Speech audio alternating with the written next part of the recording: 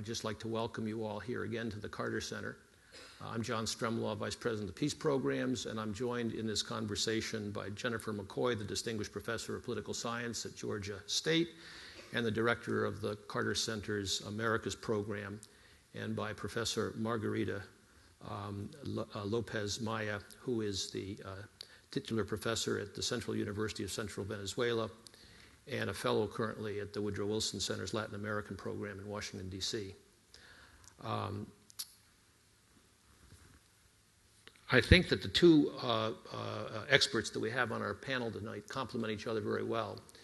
Margarita has spent a quarter of a century looking at contemporary Venezuelan history, political history, and sees the domestic aspects of that, but now in Washington can look at the international. Jennifer, on the other hand, is a scholar primarily focused on regional international relations, foreign policy, comparative government, and so can bring to light those dimensions of Venezuelan politics that have become part of our international discourse as well. We are going to be talking among ourselves for 45 minutes, and then we'll take questions and answers from the audience. I'd like to have this conversation follow three broad topics, and I have told my colleagues what I thought these were, and I think they agree. The first would be what's going on in Venezuela. Jennifer is just back from Venezuela yesterday, and the election, which she was there for on the weekend, and to see what the aftermath of the Sunday vote is all about, and to get Margarita's comments on that. The second part of the discussion should talk about Venezuela's significance as a regional actor in the Andean group and in the Latin hemispheric context more broadly, as well as international context. There's a story out just moments ago that Ahmadinejad, the head of state of Iran, is heading shortly to Caracas. So it gives you a reminder that Venezuela is a very important country beyond just the hemisphere. The third aspect of this conversation I really think should focus on, so what for the United States? It is our fourth biggest source of oil. We're their biggest commercial partner, and the volume of animosity that has marked the relationship in recent years during the Chavez era is well known to all of us and widely covered in our own media. For the Americans, and most of you are from here, although we've got a hemispheric audience in the media outlets, just to remind you, Venezuela is on the northern Atlantic coast of Latin America, with Guyana to the east and Brazil to the south and Colombia to the west. It's a big country that's a third larger than Texas, twice the size of California, with a population of 29 million people, slightly more than Texas. Its GNP of $400 billion is one-third of Texas's, but it's about the size of the Georgia state economy for those of us from Georgia. Per capita is about $11,000 a year, which means it's a lot poorer than the American per capita of $47,000 a year, but it's a lot more successful country than most of the Carter Center countries of interest that I'll be talking about tomorrow that are in the bottom billion poorest countries in the world. So with those just few facts to orient us, I'd like to begin our conversation, and I'd like to throw my colleagues a curveball. We didn't get a chance to talk about this, but The Economist magazine, which I'm sure many of you in this room read, has a leader out for their current issue, which went to press, I gather, today. And the leader is titled Maduro's Lousy Start. It points out that 6 months ago, Chavez romped to a third term with a cushion of 11 percentage points. And the polls had predicted a much wider spread than, as you all know, Maduro actually won in the final event on the 14th. What The Economist then concludes, and I'll just give a couple of sentences here, the result demonstrates that without Chavez at the helm, Chavismo, a noxious cocktail of populism, incompetence, and repression, is far less potent force. That is the good news. The bad news is Venezuela's already polarized society is now split down the middle and seething. The country could unravel unless Mr. Maduro steers a responsible course. It is far from clear that he will. Now, in an hour, you're going to know more about this country than probably The Economist does or any of your neighbors. Not to say that they can predict, but they're the best sources we have, and they're likely to be available. So with that as a starter, what's going on, Jennifer? Excuse me. Well, thanks, John, for that big question. You know, the elections that happened on Sunday were in the midst of a very significant moment for Venezuela, because they have had one leader for 14 years who has been extremely charismatic and a strong personalist leader, and has really been the dominant personality and decision maker in the country for 14 years. So it's quite a shift to now come to new leadership for the country. But it was also an emotional moment with Chavez's death, because he had generated so much loyalty and support among his followers, who felt that, you know, to sort of complement what the economist said, on the positive side, he really gave, I think, and we'll have to ask Margarita's opinion, identity and voice to a great number of Venezuelans who felt like they had not had that before, who had felt invisible. And when I talk to them, they tell me they had felt scorned and disrespected as well by the people who had been basically running the country before. So they felt that Chavez was a leader. So to lose him March 5th, when he died of cancer, was an emotional moment for the country. But that also meant that they were required constitutionally to hold elections very fast, within 30 days. So they scheduled the elections for April 14th. And it was an intense campaign, a rather dirty campaign in terms of very negative, personalized attacks from one candidate to the other. The good thing for the candidates was that they were both well known before, because the person running to replace Chavez had actually been endorsed by Chavez as he became, during his last illness in December. And he had been the vice president, and Chavez endorsed him and told his followers, this is the person you should vote for if something were to happen to me. And the opposing candidate had actually run against Chavez last October and lost to him. And he lost with 11 points difference, the percentage, 55 to 44%.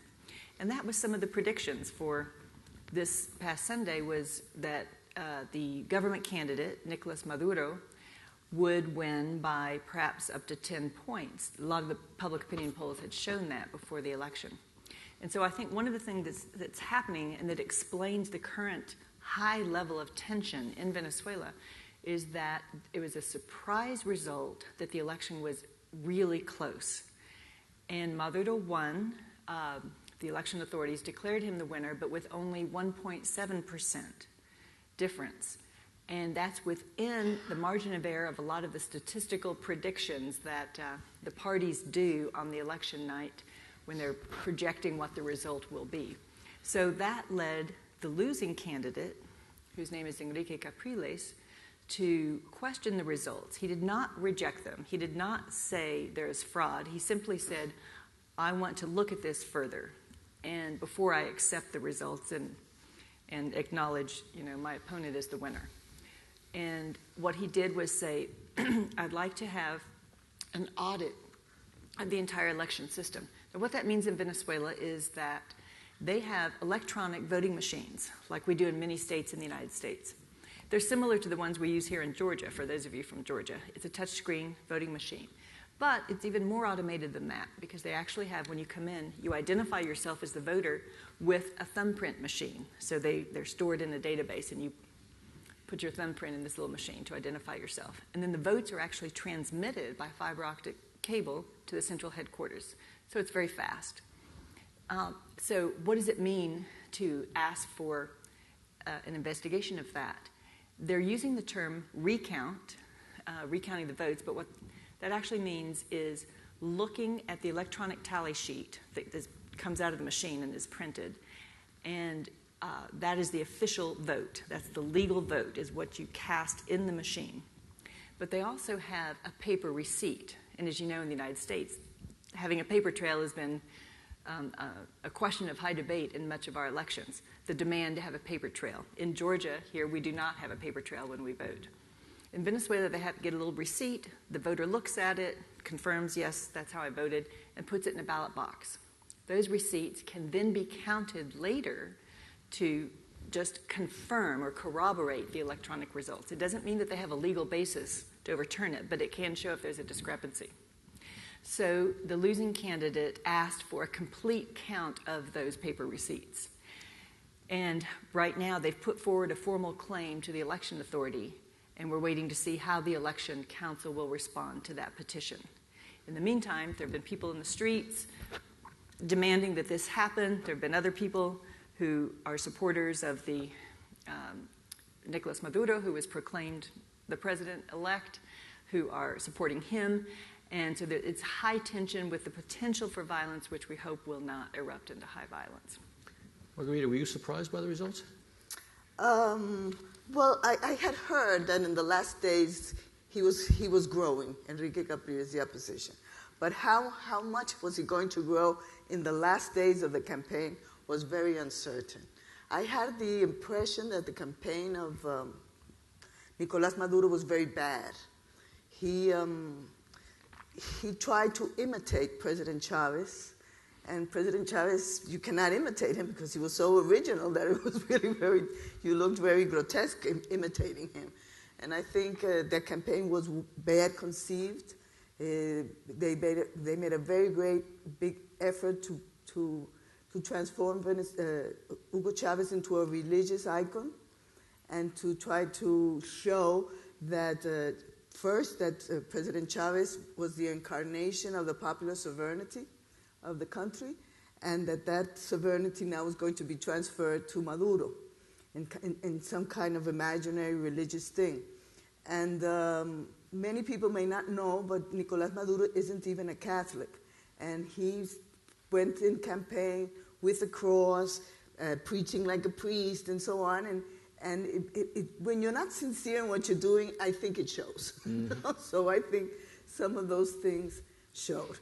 And it was very surprising in a way because the participation between October the 7th, when Chavez won, and 14th of April, when Maduro won, is more or less the same average of participation. So the same amount of people that went out in October to vote for President Chavez went out again in April the 14th to vote for Nicolás Maduro or Capriles, with the difference that in that time it was 11 points of difference and now it's just 1.7, which means that there was an important portion of Venezuelans that in October voted for Chavez and in April voted for Capriles, which is kind of surprising in such a polarized society and where you have for 14 years learned that you have or you love Chavez or you hate him.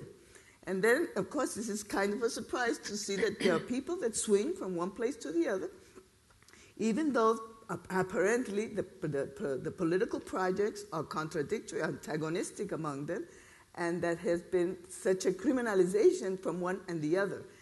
Because in Venezuela, politics is a very polarized politics, where you are not a rival, you are an enemy that has to be annihilated. And well, the other thing I wanted to say, what's going on in Venezuela, is that, as Jennifer has said, Venezuela has been undergoing a very deep transformation in the last 14 years. And that deep transformation has changed Venezuela in many ways that us as Venezuelans do not really understand. We need a lot of research to know what is going on, what kind of society are we after all these years of Chavez. And in a way, when these things happen, you think, what is going on? What kind of Venezuela is this? And of course, in the middle of this huge transformation was Hugo Chavez Frias, this personalistic leader, this man that controlled all the power, that took all the decisions, that finished by subordinating all the public powers to his grip. And all of a sudden, and surprisingly, 2 years ago, had a cancer. He wasn't that immortal as I think he thought until the last moment, and he died. And so the vacuum that is in Venezuela today is one of the things that worries the most, because in a way, nothing was prepared for that vacuum. He had decided and controlled all the situation, all this, and taking all the decisions.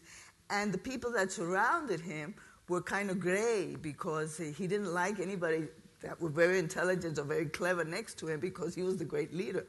So what he leaves behind isn't the best of the best. I mean, these people haven't taken decisions in 14 years. They relied on Chavez for the political analysis. They relied on him for the strategies. And I think this is being seen right now among Chavismo in the clumsy way they conducted the campaign, but most than everything, I think, in the way they reacted to the results the night of the 14th of April last Sunday.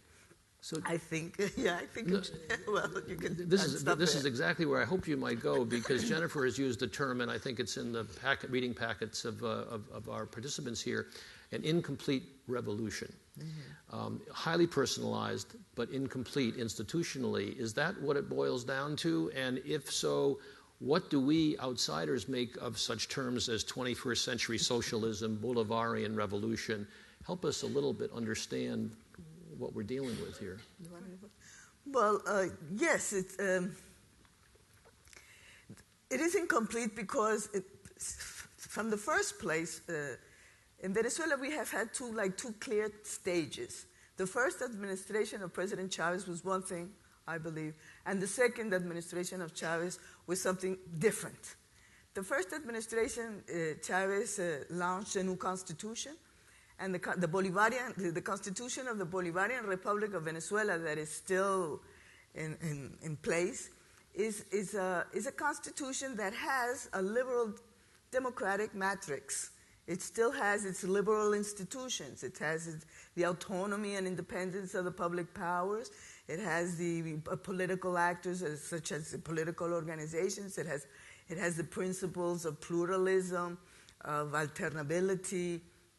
It has all the liberal institutions that Venezuela had before Chavez came into power. But that constitution brought in new forms of democracy in an intent to overcome the deficiencies of representative democracy in Venezuela. And it has mechanisms of direct democracy, and it has participatory institutions. But what happens in the second administration of President Chavez is that we move away from that constitution, and we leave behind eroding and destroying the liberal institutions of representative democracy to build what President Chavez called the socialism of the 21st century. This socialism of the 21st century, many people try to understand what it is, and it is very difficult to understand because it was a very personal project of President Chavez. When he presented his constitutional reform in 2007, and it was defeated, he presented that constitution to the National Assembly as a personal proposal. He had named a presidential commission to advise him, and he had asked this presidential commission to work in secret, to not give out to the Venezuelan people any ideas of what was going on in that commission, because he wanted to bring it to the National Assembly as a personal proposal. And there he said, well, here I come. This is written by my hand, and this is personal. And I didn't really agree with everything of the Constitution of 1999, but I had to do it at that time. But now this is the one I really agree with. That constitutional reform was defeated by the Venezuelan people. That was the first and only real defeat that President Chavez had. However, since by that time he controlled the public powers, there was an interpretation given by the Supreme Tribune of Justice in Venezuela that favored the possibility for him to continue advancing his proposal through laws. The Supreme Tribune said, well, you can't present exactly how the Constitution says. You cannot present another constitutional reform in this period. But it doesn't matter because you can present it through laws. The same contents can be presented through laws in what was a very polemic interpretation of the Constitution, of what the Constitution said. And in effect, today, there are many laws, we call them the socialist laws, that bring about the emergence of a new state. That is not the participatory state of the Constitution of 1999. This is what President Chavez in the official speech called a revolutionary democracy. And this is a communal state that in difference of liberal constitutions, its legitimation is not in the individual and his civil and political rights, but in the collective and decisions taken in assemblies, in communitarian assemblies, in communal, like in the communal councils, or in workers' assemblies, like in workers' commons. So the individual is second place in relation to the collective in the communal state that is being built, that was being built by President Chavez. But of course, President Chavez dies, and everything was kind of in his head.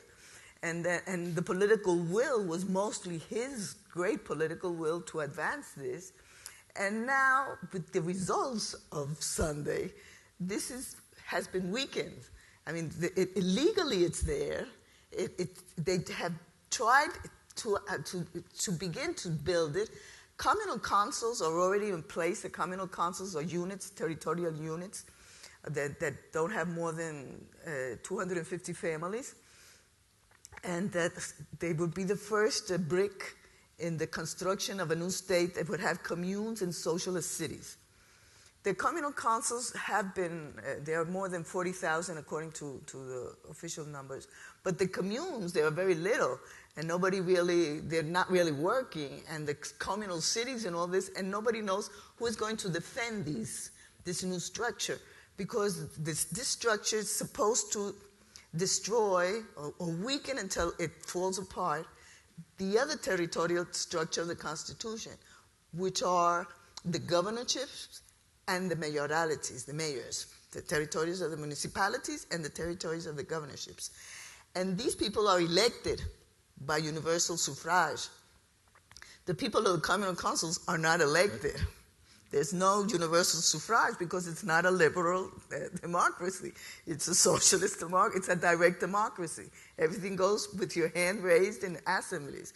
So now you have the governors here that have been elected, and you have this power that was so defended by President Chavez. Who's going to defend them when, say, President Maduro says, okay, now the money goes from the governors to the communes? Right now, Chavismo controls 20 of the 23 governorships, right? If it were Chavez, he would say, like he said actually, those votes aren't yours. You were elected because I did the campaign. So you give out your money and give it to the communes, but Maduro can't say that. So there is problems there that are happening, political problems that we think is going to weaken, make uncertain, or bring out something in the middle between what we had in the Constitution and what maybe President Chavez had in his head. Jennifer, what do you make of this? I mean, what did the voters say, and what did you worked with the media for so long, and the thought leaders down there? What were people saying? Well, I think that there are a lot of people within the bases and who participate in these communal councils who are concerned that it won't keep going, and that who believe in this new conception of democracy and want it to keep going, and may be concerned that it won't be deepened or expanded up through the other levels that Margarita was talking about. But there are others who want to defend, as Margarita was saying, the traditional structure of the elected mayors and governors. But there's another part of the 21st century socialism, which is the more economic side, which was also 20% inflation? Well, yes, there's that. But it seems to me, it's again a little bit hard to define, but it's never been, and Chavez never said it would be completely socialized economy. It would always be some form of mixed economy between private and public property ownership. But also he was introducing some new forms of, collective property ownership and communal property ownership that were never quite clear to me exactly, but there have been a lot of nationalizations of some foreign and local companies. But again, as I said, it's not completely socialized, and I doubt that it will keep going. Right now, there are some economic pressures on the country. There's the inflation that you mentioned, John, which now there are some predictions it will be even higher this year, maybe up to 30% inflation. The average has been, in the last 10 years, the average has been 20%. has been 20%. In the last 10 years. Although I will say the government's pointed out that in the 1990s it was even much higher. 80, 100% during some of those years. Yeah, when oil was low. Yeah, because I think that but it ends up to be that there was an intent by the Venezuelan people to change the crisis of the 90s through new elites and new proposals of democracy, institutions, and so on. And at the end of 10 to 14 years, we arrived again to the same place. We are still in the same crisis. The new elites really didn't perform enough to overcome, and we are more dependent on oil than ever. I mean, so it's like we tried it to change, and everything is more or less the same as before. You know? I mean, you've got me really puzzled here about where we're going to see this country go, and I'm a little hesitant to move on to what the neighbors in the United States is saying. We can talk more about where it's going to go. Well, what the options are. It would be helpful because we're going to be following this. We've got the Carter Center, a real stake in Venezuela. We've been involved there. President Carter's been involved there for 25 years. It is hard to imagine how they're going to sort this out without leadership and without institutionalizing that leadership. So if we're back to the 90s, help us see a way forward. I mean, what does the crystal ball look like? Well, one of the things I wanted to explain that Margarita just referred to is looking back before Chavez was elected. I mean, Venezuela is an oil state. It was a founder of OPEC, so has been really reliant on oil since the 1930s, 1920s. But it's so it had a big boom in the 1970s and then crash in the 1980s and volatility in the 1990s. And part of what led to this demand for real change that you were talking about, Margarita, I think, was the social decomposition that happened as a result of this oil decline. And poverty rates rose from 25% in the 1970s with the oil booms to 65% in the 1990s. And that's a huge social dislocation for people. And people got very frustrated with the political parties and the leadership that they had in the 1990s. So poverty rising, inflation high, a lot of instability, and they basically rejected the traditional political parties that had been operating the country and voted the candidates in 1998, which were the first ones that the Carter Center monitored as invited election observers, were all outsider candidates, independent candidates, new political movements or parties. And Chavez was one of several. He made the most radical proposals, and the people voted for him with 54% of the vote. So he won. So they did want change. I think at the time it wasn't, they knew they wanted change. They liked his proposals for a new constitution. It wasn't entirely clear where he was going to go. And I think he evolved his thinking along the way. It wasn't, some big strategy in his head from the beginning, but he was a big reader and likes, to adopt new ideas. And I think he created his strategy along the way and adapted to challenges. So that's to think about why it came in. Now, as you said, Margarita, it's one of the challenges for Venezuela has always been to diversify its economy away from just dependence on oil. It's been a long-term challenge. This is part of the incomplete revolution that you were talking about. I think that, it hasn't been accomplished. Now dependence is 93 or 95% of export earnings come from oil. And the production of oil has been rather stagnant for the last 10 years. And so this is another one of the constraints coming in the future. Does Capriles have a vision? Well, his vision, what he presented in the campaign last October, was to continue with the big welfare programs that Chavez called missions, social missions. So this was for education, literacy, employment, subsidized food, medical care, lots of different housing. So he promised to continue with those, basically with a large welfare state, essentially, which Venezuela's always had, but to make them more efficient and to protect more private property, to stop nationalizing.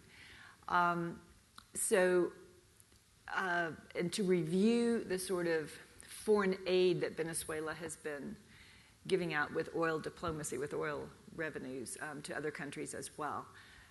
So it would be to have more of a traditional sort of state-heavy mixed economy, I think, was his vision.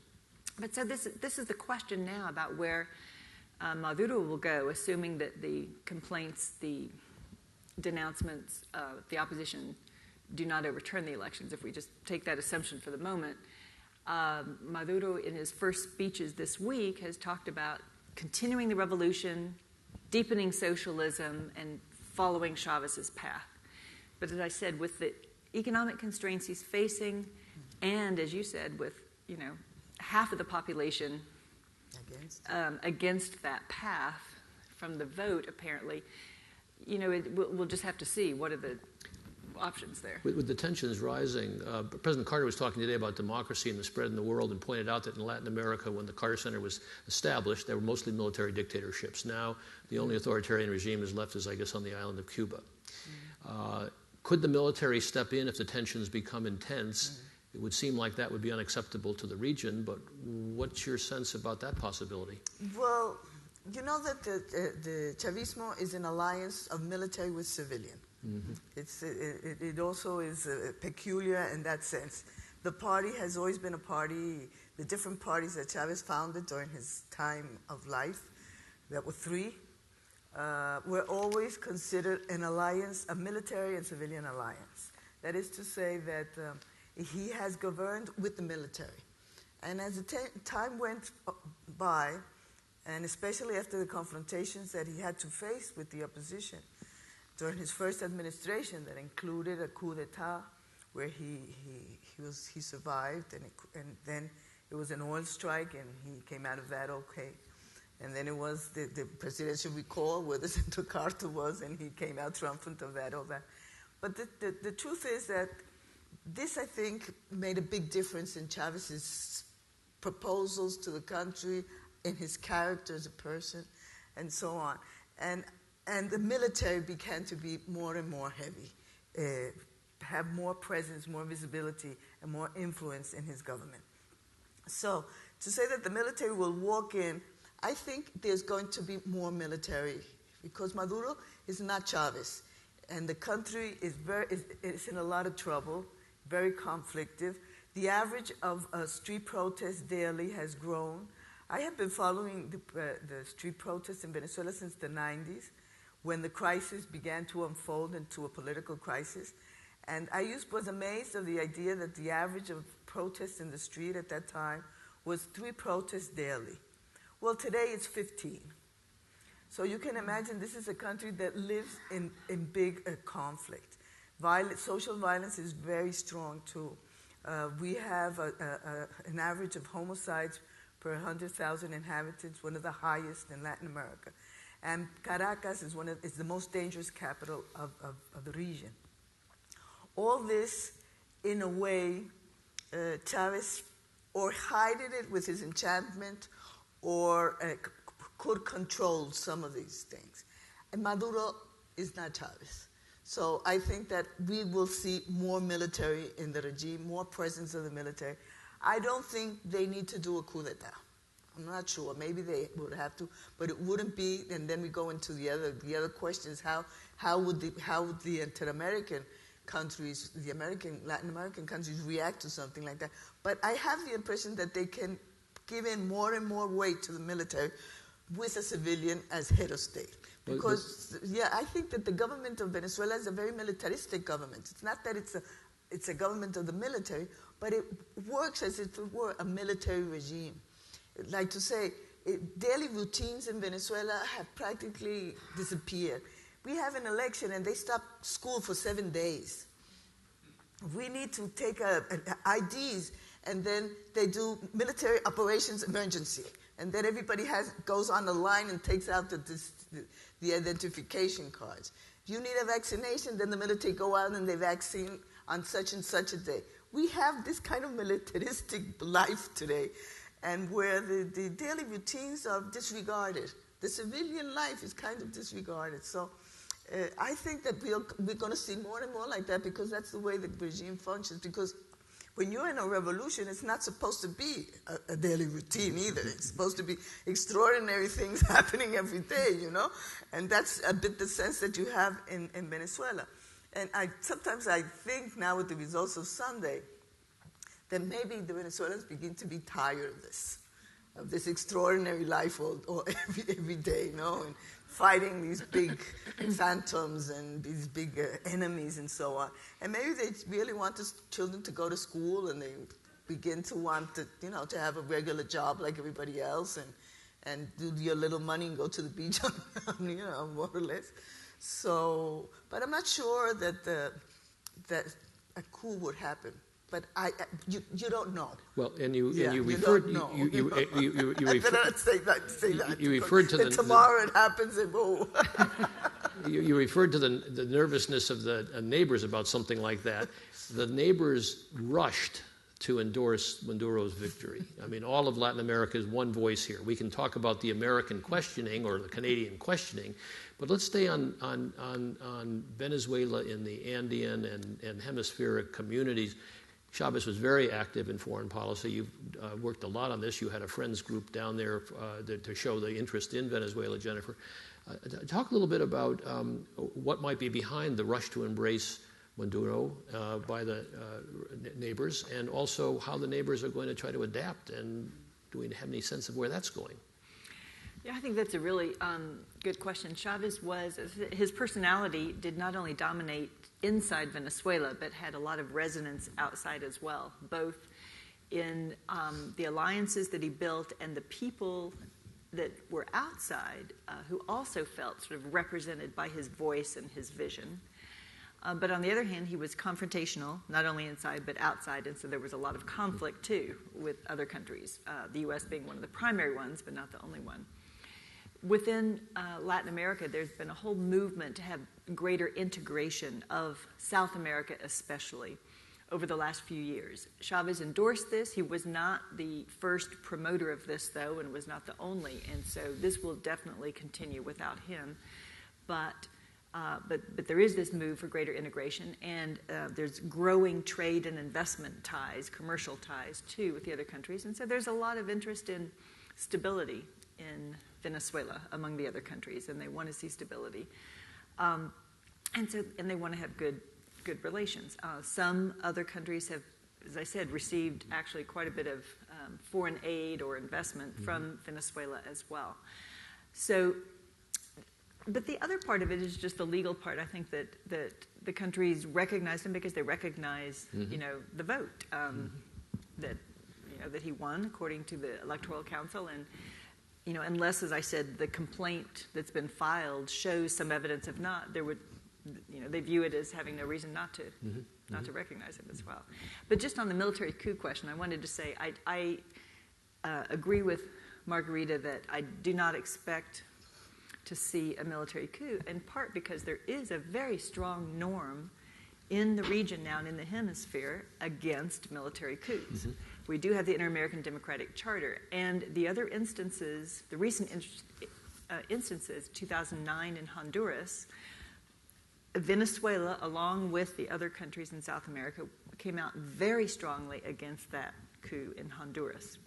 There was a kind of a police protest and uprising in Ecuador a couple of years ago that wouldn't necessarily go so far as to say it was a coup or a coup attempt, but there was a strong reaction to protect the president there too. So I think that it would be surprising to see an outright military coup. Yeah, as you said, it's more of a joint of this alliance, military-civic, and they governing. They'll have more weight or less weight, but I mean they're there. They're in power. It's not that they're not in power. They're really there. The way you described the neighbors' attitude was a positive one toward cooperation and integration in the Bolivarian tradition. And there, by the way, there's an opinion piece in the New York Times today by Marie Arama, the book she's written about Bolivar, and it's the go-to hero in Latin America. And so invoking the Bolivarian tradition is a source of legitimacy, I guess, and positive.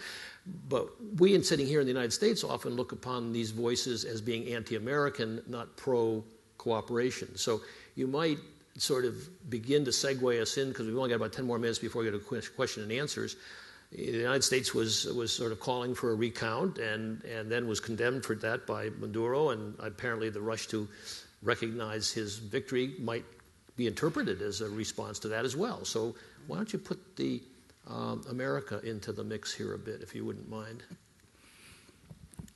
Well, one of the things I usually say to people to help understand, too, is that part of Chavez's goals when he first came into power were not only to transform Venezuela, but to transform the world power structure, the global power structure.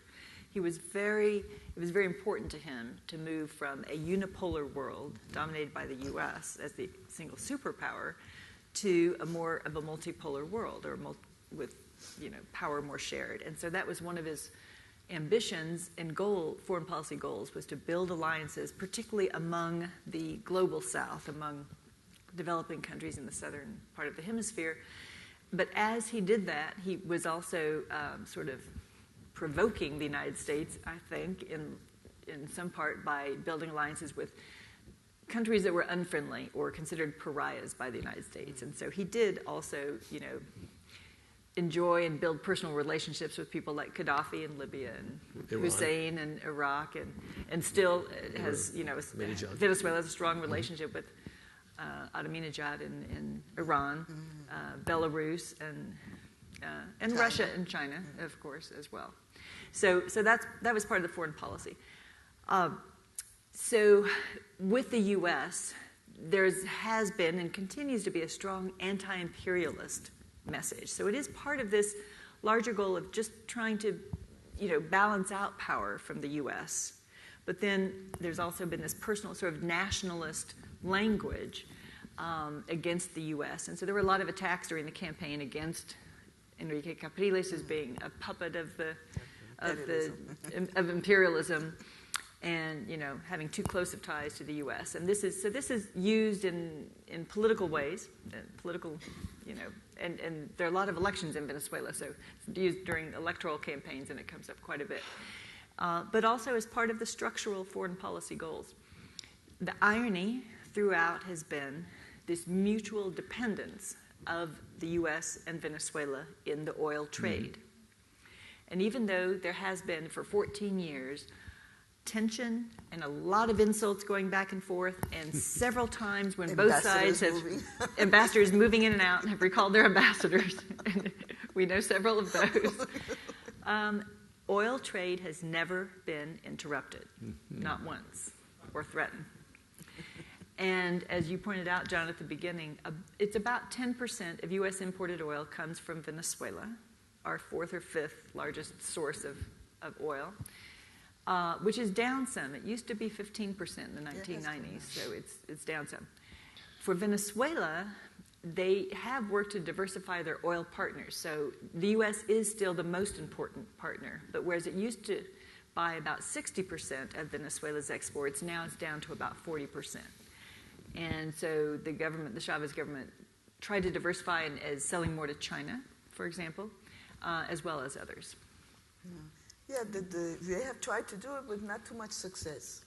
They have a lot of problems with selling oil to other countries, among other things, because the other countries don't pay back. The ones that pay are the Americans. And so this is more or less difficult to it. But, I think that, I've thought about that the complexities of power, that the discourse is so important. We haven't talked about the polarization in Venezuela and the dichotomic speech that has been so important in Chavez's era. We are the good guys, they are the bad guys. And we have good guys inside and bad guys inside, and we have bad guys outside. And we have to fight against those bad guys. And, of course, the United States is the bad guy par excellence. But that is one thing. And the other thing is that we do business with the United States. It's very contradictory, but it serves politics, I think. It serves politics. It gives, it puts him in the left, sometimes in the extreme left. It gives cohesion to his bases. Politics, as we say in political theory of populism, you have to simplify so that the masses can be included and be politicized. And that's a good way of politicization, These are the bad, and it's very simple. you can understand what's going on because they're bad and we're good, you know. And I think it serves well politics, and it is a very long left-wing tradition in Latin America, this anti-imperialism. I must say that Chavez, in his first administration, was not so stark as he was in his second administration. And that, as I said, I think the coup and the oil strike hit him very hard. And let's say it left a mark on him in his way he did politics. And one of the things that he did that was very, I think, important for him was the way the United States reacted to that coup d'etat. Yeah. And that deepened his distrust to the United States. Well, we should just explain that a bit. The United States basically applauded the coup against him. We don't like coups unless they're against people we don't like. Yes. Yes, they were very fast to recognize the de facto government of Carmona. And as a matter, Chavez did not talk too much about that, only some months later. But the distrust that arose from him, I think, was very marked. Distrust not only for the U.S., but the U.S. was one of the main sources of his distrust after that. And then, of course, this made him be more approached nearer to Fidel Castro, who he always admired. But then he relied more on Cuba, too. He became more and more nearer openly to Fidel. And of course, the anti-imperialist speech per excelencia is Fidel. So I mean, he has followed Fidel Castro and that and other things too. But Meduna has reacted very promptly to the U.S. call for a recount and get off our back. This is our internal affairs. And Secretary of State Kerry made the same point. We'd like to see the vote recount. Is that setting a shot across his bow? That is to say, the United States is signaling to Meduna that he's still viewed as a Chavinista here, and therefore we're going to be very hesitant to have the kind of thawing relationship that I thought. Where I'm going on this is, what do you think the Obama administration is doing about this, Jennifer? Because there seemed to be a thawing in the relationship before Chavez died, or was heading in that direction. And sort of somewhat related to that is will the relationship with Cuba, that means this heavy subsidization of oil, going to continue now that Chavez is gone, and the favoritism that he's been non-economic decisions of giving away at low-cost oil to the rest of the friends? Well, I'll start with the U.S. and you can talk about Cuba. How about that? But yeah, there was a thawing after the October election. There were conversations that were made public by both sides between the U.S. and Venezuela, and in fact, directly with Nicolas Maduro, who was foreign minister and then vice president during that time period. So it looked like there was an interest on both sides to improve the relationship and eventually to exchange ambassadors again, and primarily to talk about issues of mutual interest, which are not only the oil trade, but also the U.S. was particularly interested in talking about counter-narcotics and controlling drug trafficking. Venezuela does not produce drugs, but the concern about trafficking through Venezuela, other kinds of counter-terrorist and security issues. So that was put on hold. That was put on ice, I would say, particularly during the campaign. As we've said, during the campaign, it's more politically fruitful, I think, from the Chavista movement point of view to bash the United States. And so they formally put on hold those possible discussions because of some remarks that came out of the United States State Department during the campaign that they considered to be interventionist. When the election results were so close and the opposition was calling for this audit of 100% of the voting machines, afterwards, the U.S. came on board and supported that strongly, as did Spain, as did the European Union, actually.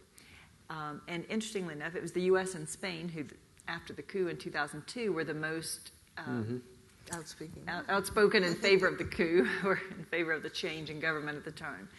And so again, the Venezuelans were already sensitive to this and again considered that to be very interventionist. Okay. A word about Cuba and another sea country. What about China? Well, let's see what I can do. On Cuba, well, as I said, it is a very close relationship. President Chavez admired Fidel Castro, undoubtedly. I mean, it was a genuine admiration as a son of Fidel. And the truth is that there have been many policies that have been going in collaboration between Cuba and Venezuela. We have, according to more or less official figures, around 30,000 professional Cubans in Venezuela working in the health and education. But what is more polemic is that they also work in intelligence services and in the military. So what is going to happen now that President Chavez died? Well, I think it will continue with Maduro, that relationship, because it's something very, very important for this socialism that they wanted to build, not only with Cuba, but with the ALBA countries, and Nicaragua especially too, and Bolivia, and yes. But I think since Venezuela has problems, is heading towards economic problems. Well, it already has economic problems, but they look as though they're going to get worse. Death has grown. Domestic death and international death has not grown so much because it is very expensive for Venezuela. The rates for credits are very high. So I think that politically it's easier for Venezuela to cut some of the collaborations outside than to do them inside. And so when they begin the cuts, the budget cuts, I think some of those cuts will begin with some neighbors, and then we'll go into the ALBA countries if it has to happen. I think that is probably what I would say in the middle term. And of course, Cuba would be one of the last ones to be affected. But I think that politically, that doesn't affect elections to cut a refinery that you were going to do in Nicaragua or a school that you were going to do in Paraguay. No? So I think probably that's where the budget cuts are going to begin. As to China, well, that is a relation that is difficult because not so much information is out. The Chinese have been going into many enterprises in Venezuela, but they were much more interested in the oil. They have a fund. They have given a lot of credit to Venezuela in exchange for selling of oil in the future. And the compromises are beginning to be pretty hard in the next years. Some say, I have read, some say that it will imply maybe to reduce the exports to the U.S. in order to fulfill the commitments we have with China. I'm not an expert in that, so I don't know. But it's so opaque, you know. It's so hidden to the public, the kinds of agreements that Chavez sometimes would sign. And also, you know, one of the elements of the Chavez administration is that in terms of professionalism, they weren't that good. So maybe in these negotiations, one has the idea that maybe those contracts weren't so good for Venezuela because I do have some information of some contracts that were signed against the will of ministers and things like that, because Chavez would put the political before then the requirements of the contract. Well, thank you, and I do want to ask our audience if they would like to join this discussion, that there are 2 microphones up there. Would you please identify yourself when you ask your question, and you can get in line there, and don't walk quite so quickly, because while you come up to the microphone, I wanted to say that the Associated Press, please, come up to the microphone. I wanted to get a quick question in from the Associated Press. We're always friends of the Fourth Estate, and I was going to say that while you're thinking about your questions and lining up, they submitted a question: was there adequate international monitoring of this election to say whether Capriles' claim that the election was stolen had merit or not, Jennifer? And you're not supposed to pass judgment on the overall quality of the election because we weren't on an observation mission. I think there were no international observers is the first answer, the short answer to that. Venezuela did invite international observation Witnesses? No, I would say from 1998 to 2006, the first time when I mentioned that we went, and also the OAS, Organization of American States, went then, 1998, up through the series of elections until the 2006 presidential election. After that, they decided not to invite international observers anymore for two reasons, basically, is what they have explained to me. One is that they felt like international observers are invited when there is distrust in a country or great uncertainty, but particularly distrust between political parties or between political parties and the government, or after a civil war or after civil conflict, or coming out of a military regime. So they felt like they'd had that uncertainty and distrust, but by after the 2006 elections that they had built up enough confidence with the political parties through consultations on participating in the audits of the voting machines and all of this process that they no longer needed to invite internationals to come to give this kind of confidence to the process. The other reason they've told me is that there's no reciprocity among the people who are kind of pushing international observation, which are the U.S. Like the Carter Center. Not the Carter Center, but the U.S. and Europe. And that they don't invite South Americans to go and observe their elections, so why should there be reciprocation? And I would also point out some of the larger South American countries like Brazil and Argentina do not normally invite international observation either. So what they did instead was they invited international accompaniment. And for this particular election, for the first time, we accepted this invitation to go as international accompaniment. But that is more to witness the election, to sort of show support for the Venezuelan people as they go through the process, to learn about the process. It is not to give an overall evaluation or to bring a large team to give a comprehensive and systematic evaluation of the entire process. International accompaniment mainly goes for election day, but doesn't have the ability to evaluate or assess the campaign conditions, for example, which have been highly controversial, or the opposition's main complaint is how unequal they are in the campaign conditions and access to finance and access to the media, and or things like the voters list. Therefore, we really need to rely on the national observers, and there are important national observer groups, and they're compiling their information now, so that's an important source to look at, to evaluate the claims, as well as the opposition group, the coalition behind Enrique Capriles himself, who are collecting the information from their own party witnesses who are in each voting place. And so we really need that information before we can evaluate. And your impression is they were claims. able to operate without intimidation? For the most part, they both the national observers and the opposition parties did report that their observers and witnesses were intimidated in some of the places. I think most of the reports were around 6 to 10% of the polling. Thank you. That was the AP's second question, so I've got that taken care of. Now, please, you are the first to ask a question of our panel. Hello, my name is Amber, and I have two questions for our panelists. One is, which candidate did the people prefer, not the political class, but the civil servants and working class people? Which candidate did they lean towards? And my second is, after things simmer down a bit, has there been any consideration with intermingling a popular American singer with a popular Venezuelan singer to produce a few songs to help with relations outside the political realm and to soften any negative outlook of our democracy?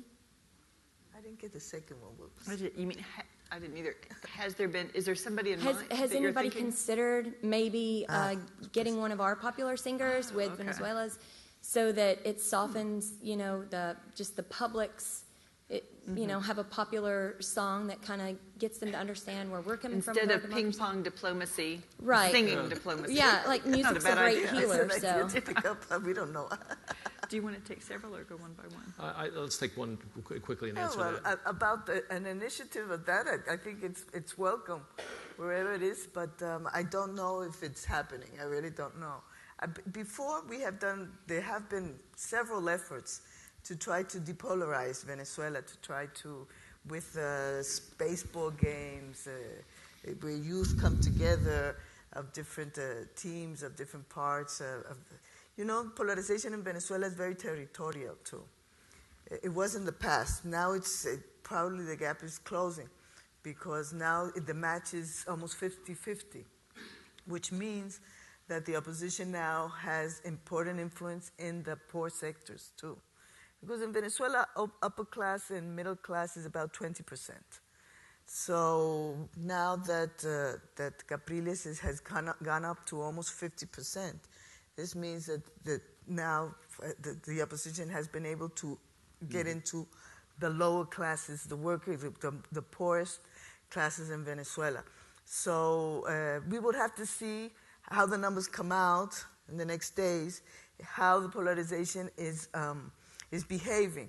In past elections, it was very clear those cities, the areas of the cities where the poor live, and usually there are some parishes, some municipalities where the residents are mainly of the poor sectors, and others that are middle class and upper class. The polarization is very clear. Sometimes it's like a mirror. Like, for example, in Caracas, if you go to a parish called Antímano, where maybe 85% are poor, well, Chavez wins overwhelmingly. If you go to Chacao, where upper and middle class live, Country Club, Altamira, and so on, well, the opposition wins 85%. And it's like a mirror. It's just the other way around, with the difference that maybe in Antímano you have 400,000 people, and in Chacao you have 50,000. No? So that's why Chavez would always win, because even if there were some parishes where the opposition always won, it was always smaller, because middle and upper classes in Venezuela is about 20%, more or less. Thank you. Let's go over here. My name's William Sloan. I'm in Pensacola, Florida. I'm a supporter of a watchdog group in Washington called the School of the Americas Watch. What it watches is the Army's school at Fort Benning, Georgia, called the School of the Americas, has another name now. This school, since 1946, has trained about 60,000 Latin American soldiers, some of them from Venezuela, in intimidation terrorist techniques. In Latin America, it's widely known as the La Escuela de Asesinos, School of the Assassins. Graduates of this school, not working directly for the USA, but certainly trained at this school at Fort Benning, were principals in the 2002 coup. And I'm wondering if you have any comments on the effect of U.S.-trained, literally, terrorists, anti-insurrectionists in the Venezuelan affairs or any other affairs, or not just School of the America graduates, but any American involvement. I think that was definitely a very large concern, particularly in the Central American civil wars in the 1980s, were people who had been trained at the school that you're talking about. A lot of people made a link between the training and then their actions when they went back to their countries in terms of being repressive and human rights abuses, as well as some of the military dictatorships in South America. In Venezuela, I don't know exactly when that kind of relationship may have been cut off under Chavez, but I'm sure that there has not been that kind of training relationship since they left the country. At least they were invited 2000. to leave the country About 2000, or no, or was it not no, till later? after the coup? Later, I think it was later. Yeah, 2000. it was after during the the coup. first administration, but Yeah. I can't recall when it was. I can't either. Yeah. So about 2000. So there certainly wouldn't be any recent training, but I think that that was mainly, especially a concern when the militaries were in government in the 1970s and 80s, and perhaps less of a concern now that the civilians are in charge. Thank you. Thank you very much. Ma'am? Okay. Hi, I'm Martha Dalton with WABE Radio here in Atlanta, and I have actually a two-part question as well. One is that I've been talking to Venezuelan nationals who live in the Atlanta area, and they're obviously pretty pro-Capriles, but they are pretty convinced, there seems to be some consensus that if Maduro is sworn in and takes office, that within 2 years the Constitution would allow for a referendum, and they're pretty convinced that that would take place. The opposition would pursue a referendum, and they're also pretty convinced that he would sort of be drawn out of power. I mean, do you have any opinion on that, first of all? And secondly, with Capriles being a governor of a state right now, could the fact that he has asked for a recount, could that sort of end up hurting him if Maduro is sworn in? Could he seek retribution? Yes, okay. Well, yes, in the Constitution of 1999 allows a presidential recall at midterm of the president. If the people can recollect signatures, I think it's 20% of the electoral registration, and then they have the right, we have the right to call for a presidential recall. To win the presidential recall, you have to have one vote more than the votes with which he was elected. So because he was elected with such a narrow difference with Capriles, of course the opposition thinks that it's in the corner. In the next corner, they think they probably will be able in 3 years' time to obtain that number of votes, something that nobody thought with President Chavez after the presidential recall of 2004, because he started to win overwhelmingly with 7 million, 8 million very, very high votes. So that is a possibility. Now, how real is it? Well, Maduro really is in a bad situation. He did not perform well. He probably is having problems as we talk inside his not only his party, but the alliances, the parties inside Chavismo. Because one of the things that he had to demonstrate in this election is that he was the successful successor of Chavez, which he did not demonstrate. So probably there are many people inside this alliance and these parties that say, maybe it's me, some of these governors or some of the leaders in the party. And I'm sure that there's discontent and problems inside Chavismo. So he is in a fragile situation inside his alliance, and of course, vis-a-vis the opposition too. When you are weak, I think what we are seeing in these days with Maduro, he has become very radical. And I think it is a sign of his weakness. I think instead of opening the door, which I think was the message in the elections of the people, he has closed the door. And if he continues, we have to wait. I think politically we have to wait to see if this is a first reaction that is going to be accompanied afterwards with some other kinds of reactions. But if he continues to close the door to any time of conversation inside his alliance and outside, I think he is heading to big trouble, because he is not President Chavez. He does not have the strength. He demonstrated that he did not have the strength to be the legitimate successor. At least there is doubts about Chavismo without Chavez, as The Economist said, because Chavez died March the 5th, and this is April the 14th, and they lost 11 points average in the election. So there is a lot of problems there. What was the other thing? Well, maybe you wanted to clarify your other question? I got it. Okay. Yeah. Okay. The other one was about since Capriles is a sitting governor, and if he loses the vote in the end after the final analysis, could there be retribution against him? I think there are two sources of pressure that could be brought to bear, because he would be able to go back to the governorship. He took a leave from the governorship to run for president, so he'll go back to finish out the term, which he just started after the vote in last December. He ran for president in October, had taken a leave from his governorship, then went back to the governorship and ran for, they happened to have governor's elections in December, so he was reelected as governor, then took a leave for this election, so then he would go back. So he's been in and out. The central government transfers a lot of the financing to the governors and to the mayors.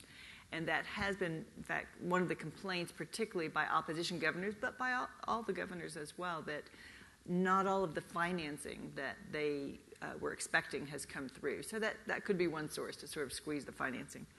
The other would be what some government ministers have already been saying this week is that there could be some judicial suits brought against Capriles in his current situation, as well as some of the other members of his campaign. They have been saying that they are generating violence in the country.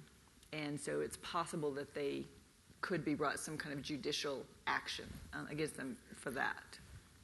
We had a couple of questions related to this, and thank you for WABE. We all love WABE. Related very much to the question about the opposition. So just from the website, I was asked to raise, Margarita, with you, what political strategy would you recommend for the opposition in the days ahead? Yes.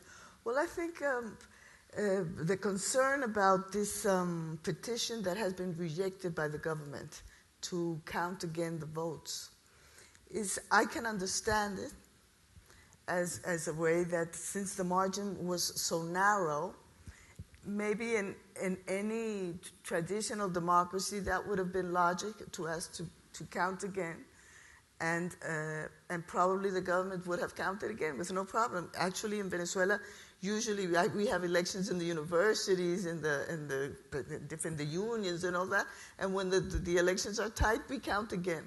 But this is not a government, a traditional government, or a very democratic government in this sense. So I think they should move on. I think that they have shown in this election that they are strong. I think that what was shown in this election is that the Venezuelans are asking for alternability, that they are asking to go beyond the polarization. I think that's the message that the vote brought.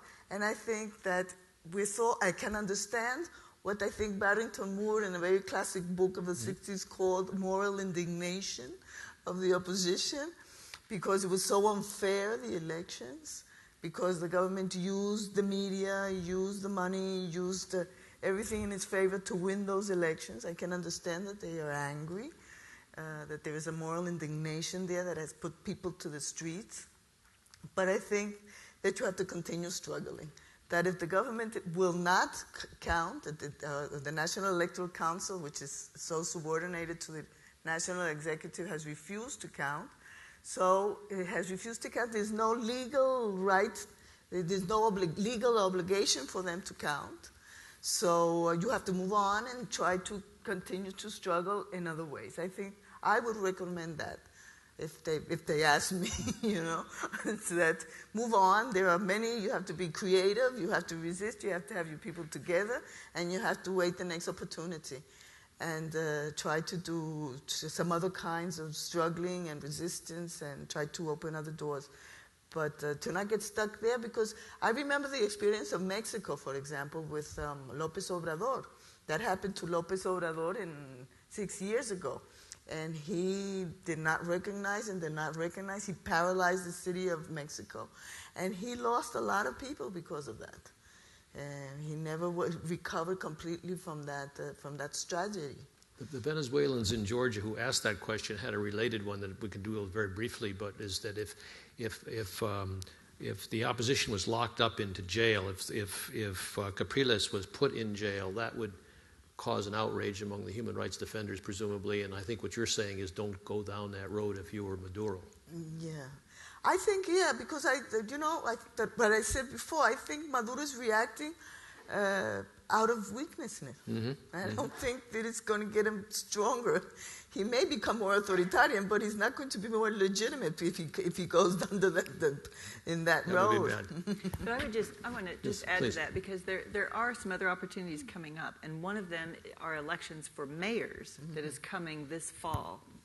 And so that's the next opportunity for the opposition to sort of try to build on the strength that they showed this time. Yes. And to focus on pressing for changes to make the election conditions, particularly the campaign conditions, more equitable, so that they'll be more competitive in that sense. So that would be the next thing. But I think what we're seeing right now is two things. One is they're kind of showing their strength by their protests in the street, putting people in the street, and the other is asking for dialogue and asking to be consulted, because what I see happening this moment, and part of the reason why there's this conflict right now that has got to be overcome, is that both sides want to be recognized by the other. The government wants to be recognized as the legitimate winners of this vote, using voting machines that have never been found to show any problems or any fraud in Venezuela. So they say, recognize me as the opposition, as the legitimate government, which so far has not happened, of course, because they're filing these complaints. The opposition wants to be recognized as, look, we're half of the country. You need to take us into account. Not necessarily to be a co-government or a coalition government, joint government, but at least to give us the recognition that we're Venezuelans too, and we deserve to be consulted and to participate in, for example, their Congress, the National Assembly, to have positions within the various committees and have some leadership positions and this kind of thing. So far, both sides are unwilling to give that recognition, which makes it very difficult to talk and to dialogue until that happens. Thank you. That's a very helpful comment. Yes, over here, please. Hello, Chiarina Parisi from Univision. We received a press release from Venezuela Embassy here in Washington. It has some quotes from Carter Center, like from Ms. McCoy, like that is about electronic system is one of the most complete that you have seen in the world. Also about Mr. Carter, and I quote, from the 92 elections we have monitored, and I can say that this is the best process in the world. So right now you just arrived from Venezuela.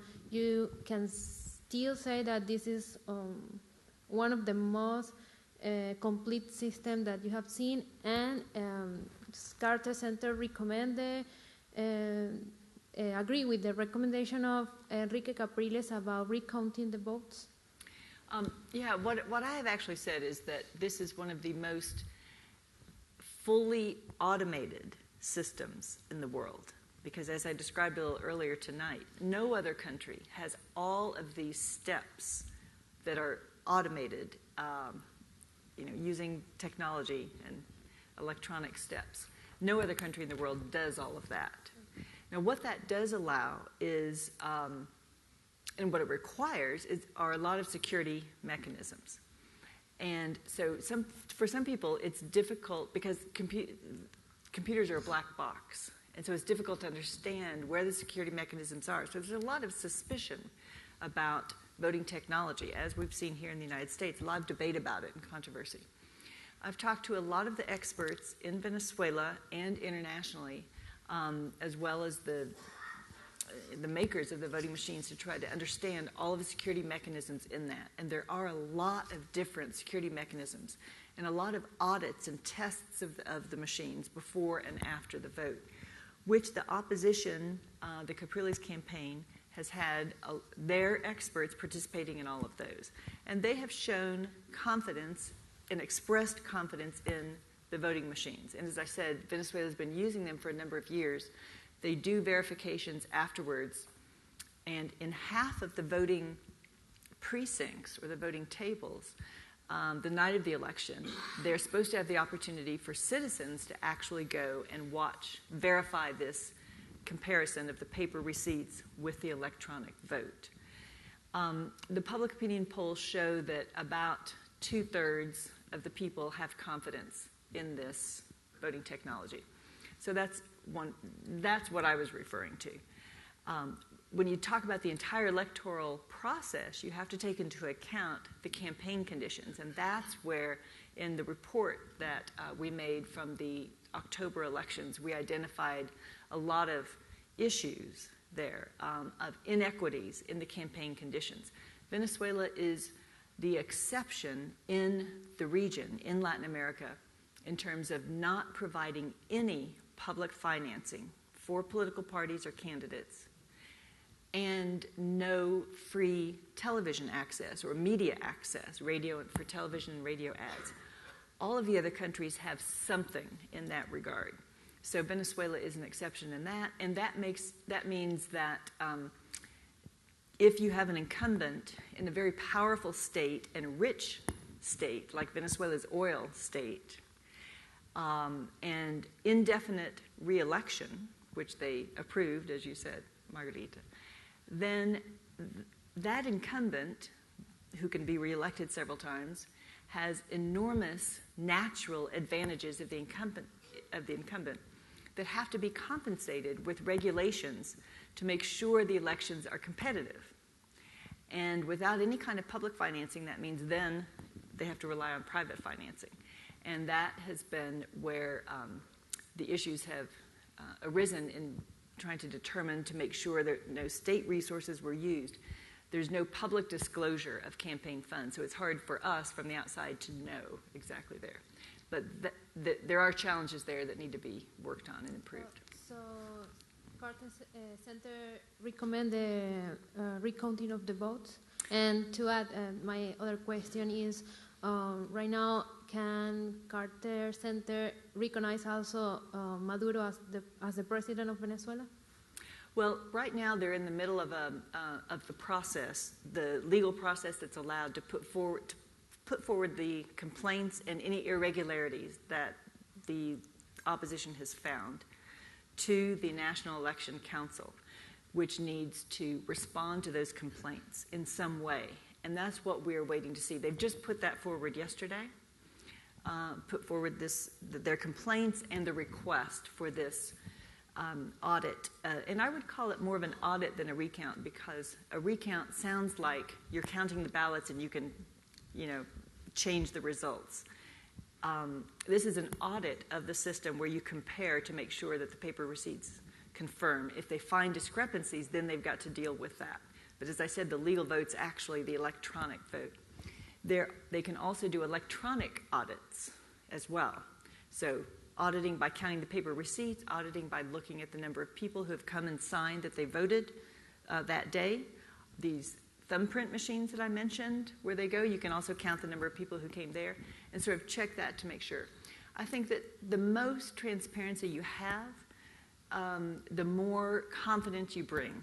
And if such verification confirmed Maduro's victory, that would certainly give a lot of legitimacy to his vote. But I think that the Election Council will look at the actual complaints and decide what kind of response to give.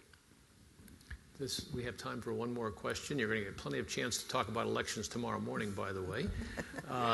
Please, the last question here. Hello, my name's Kendra, and I am currently a university student in Washington, D.C. So I'm very interested in the youth and the student perspective in Venezuela. So I'm wondering if you could speak to, in your experience, what is the youth's perspective of the current state of affairs, and also what is their role moving forward as the future leaders of tomorrow?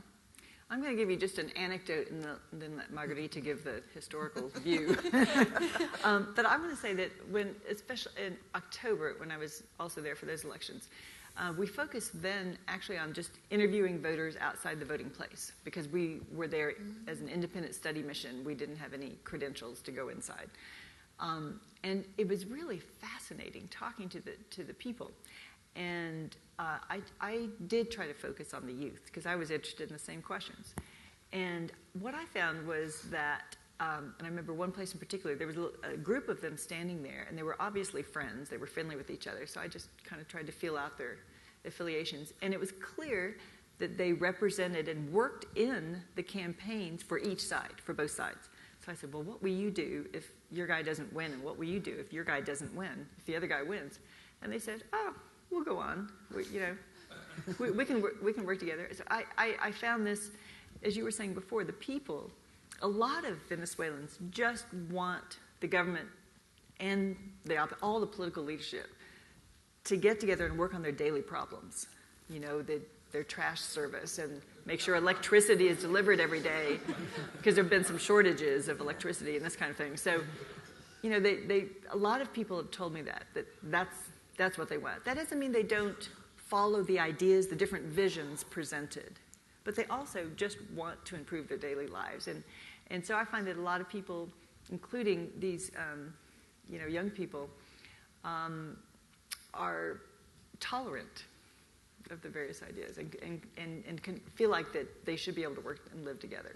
Are you talking about Venezuela or the United States in that last or any other country that we love and appreciate? Do you have anything to add, Margarita? But the student movement is a political force you might comment on. Yeah.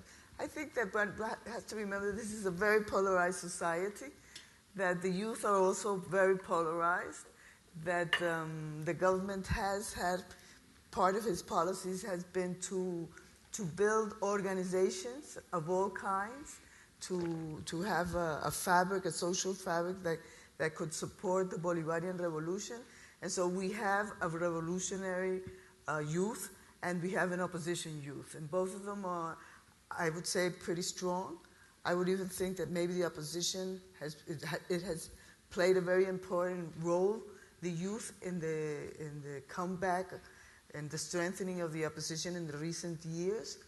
There was an appearance of the student movement, surprisingly, in 2007 when one of the most important TV channels of Venezuela was closed by the government. They did not renovate the concession of Radio Caracas Televisión, and that night spared riots in the cities and protests by the youth. And that youth was very important in the defeat of Chavez in 2007. And since then on, I give a lot of workshops to candidates in the local level about politics and I kind of be amazed by the political vocation that some of these people have, because I think politics is really a tough job. But when I see that everybody's so enthusiastic about that, and I think it has to do with the politicization also of Venezuela. There are a lot of youth there struggling and fighting in both sides, but I think for the opposition it has been very, very important to bring out fresh leadership from the student movement. This is a very long tradition in Venezuela. I think it is a tradition in Latin America. When change comes, usually it begins within a student movement. It happened in Venezuela in 1928 when the AD parties, the juvenile leaders, will become afterwards the founders of the most important parties of the country.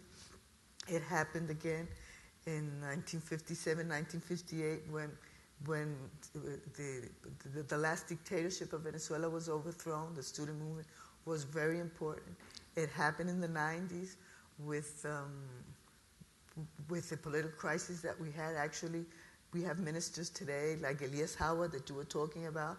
He used to go every Thursday to the plaza to burn tires and things like that. He was part of the student movement of that time, the same as Jorge Rodriguez. The student movement in Latin America, maybe because education is so important for leadership, usually brings out the new leadership of the next generation, and we are seeing this today.